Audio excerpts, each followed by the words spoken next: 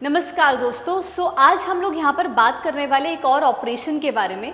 तो आप जानते हैं कि पहलगाम के अटैक के बाद इंडियन गवर्नमेंट ने लॉन्च किया था ऑपरेशन सिंदूर को, और उसके बाद अब एक नया ऑपरेशन यहाँ पर 13 मई को रात को 12:50 पे सरकार के द्वारा, इंडियन आर्मी के द्वारा लॉन्च किया गया है, जिसका नाम है ऑपरेशन केलर। तो क्या है ये ऑपरेशन, आज इसी के बारे में हम यहाँ पे जानने वाले हैं। ये कहा गया है कि कल रात लश्कर-ए-तैयबा के कुछ 3 टॉप कमांडर्स जम्मू कश्मीर के इलाके के कुछ पर्टिकुलर डिस्ट्रिक्ट्स के अंदर देखने को मिले थे, और उसके बाद ही इंडियन आर्मी ने अपने सर्च ऑपरेशन को शुरू कर दिया। जिस सर्च ऑपरेशन के बाद ऑपरेशन केलर के अंदर इंडियन आर्मी ने उन टॉप 3 कमांडर्स में से एक टॉप कमांडर को मार दिया है, और बाकियों की वहाँ पर खोज करी जा रही है। साथ ही साथ वहाँ पे सरकार ने उनके ऊपर एक बाउंटी भी रखी है जो 20 लाख रुपए की है, कि जो उस इंसान के बारे में बताएगा उसको 20 लाख रुपीस का जो रिवॉर्ड है वो भी दिया जाएगा। तो आज इसी के बारे में हम लोग ऑपरेशन केलर के बारे में यहाँ पर जानते हैं कि ये ऑपरेशन है क्या। तो जैसे कि हम लोग जानते हैं कि भारत लगातार ही इस बात में बोल रहा है कि इस बार हम लोग टेररिज्म से लड़कर ही रहेंगे।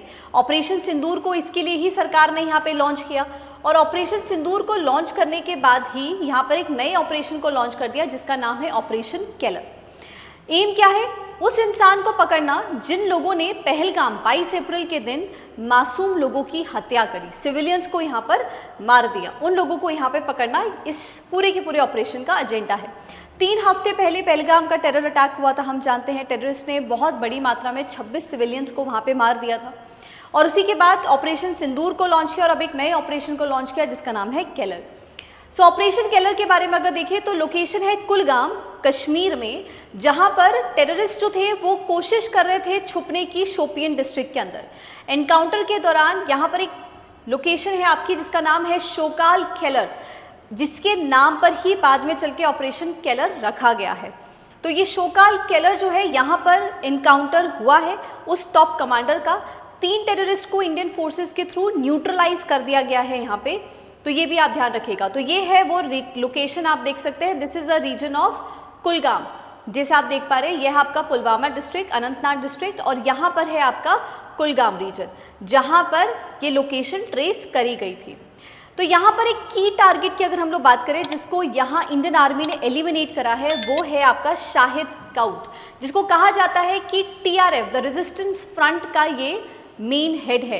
ये वही रेजिस्टेंस फ्रंट है जिसने पहलगाम में अटैक किया था, ये वही रेजिस्टेंस फ्रंट है जिसने इस चीज़ की क्लेम लिया था कि हमने ही 22 अप्रैल को सिविलियंस को मारा है, और बाद में चलकर ये वही रेजिस्टेंस फ्रंट है जिसको क्लीन चिट पाकिस्तान के मिनिस्टर ने यूनाइटेड नेशन सिक्योरिटी काउंसिल में दिलवाई थी।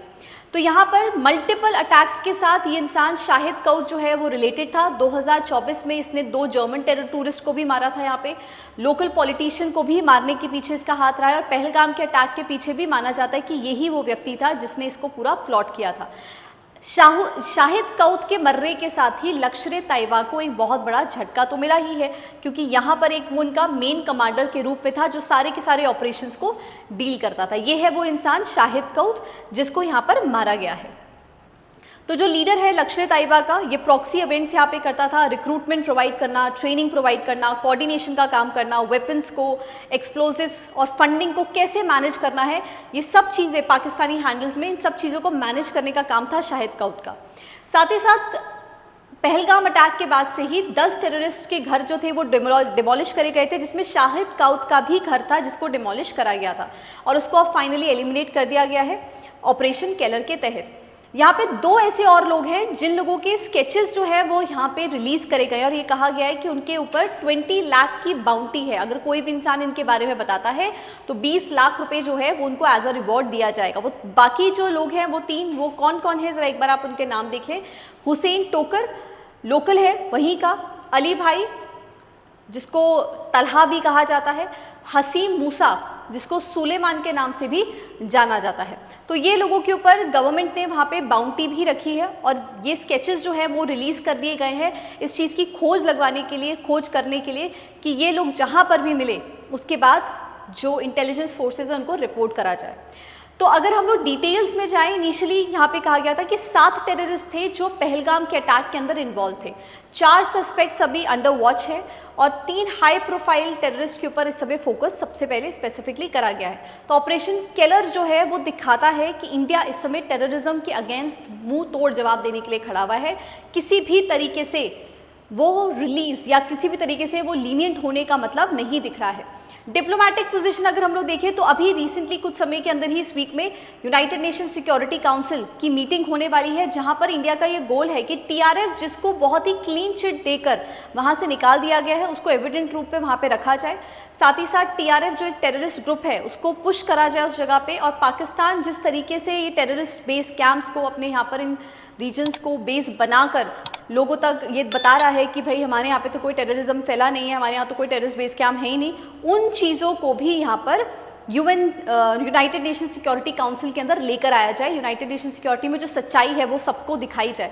तो इस वीक के अंदर ये भी एक बहुत इंपॉर्टेंट प्रोसीडिंग जो है वो होने वाली है। पाकिस्तान ने बहुत आसानी से, जैसे आपको भी हमने बताया कि उन्होंने यूनाइटेड नेशन से इसको हटा दिया है, और चाइना क्योंकि हम जानते हैं कि उसका एक परमानेंट मेंबर है यूनाइटेड नेशन सिक्योरिटी काउंसिल का परमानेंट 5 के अंदर, और चाइना ने कहीं ना कहीं शायद पाकिस्तान की इसमें मदद करी है, और उसी की मदद के साथ ही यहाँ पर टीआरएफ का नाम को क्लीन चिट मिल गई है, कहीं दूर दूर तक उसका नाम ही नहीं आया। क्यों आखिर पाकिस्तान चाह रहा है इस तरीके की ऑर्गेनाइजेशन को अपने यहाँ पे प्रोटेक्ट करना? क्यों वो चाहता है कि टीआरएफ का नाम ना आए, लश्कर तैयबा का नाम ना आए? ऐसे क्यों वो चाहता है कि इन लोगों को प्रोटेक्ट करके कोई एक सेफ जोन के अंदर रखा जाए? तो इन चीज़ों के ऊपर, टेररिज्म के ऊपर यहाँ पर सरकार जो है वो बात करने वाली है।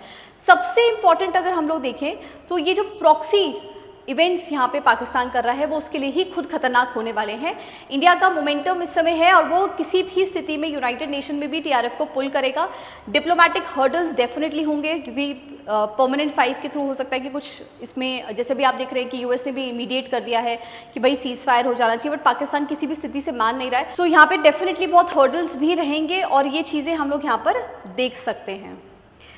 सो ऑपरेशन केलर जो है वो एक लॉन्ग टर्म, इंडिया की लॉन्ग टर्म स्ट्रैटेजी है, जिसमें इंडिया की मिलिट्री, इंटेलिजेंस और डिप्लोमेटिक टूल्स को कंबाइनली इस्तेमाल किया गया।